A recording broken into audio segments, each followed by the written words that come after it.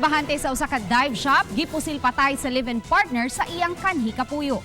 Base sa investigasyon sa Lapu-Lapu City Police, naghatod og sustento sa iyang tulo ka mga anak ang biktimang si Edward Gabanada ug nanihapon uban kanila niadtong Martes sa alas 8 sa gabi dihang naabot ang kasamtangang live-in partner sa iyang kanhi kapuyo.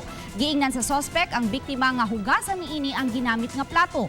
Sangpot na hinuon kini sa ilang panaglalis ug pagsinukmagay. Giuwang sila sa inahan sa mga bata apan human sila mauwang. Nakatalikod ang babay, kalit lang niining nadungog ang tulo ka buto sa armas ug nakita na lang niya ang biktimang nahagba na.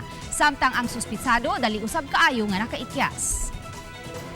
Naging sila panagbikil daan mo not in good term gud sila kada na siguro sa former living partner. Kung agi na sila maayong tagad gyud then abot na gid sa point nga mao na to nag-away na gid di napatay na gid sila then wala siya kabaw nga nagdana din armas ang suspect atong nakabunot din siya kay medyo gamay man gud ni ang biktima ani suspect dako ang biktima matong lupig gid siya sukmagay.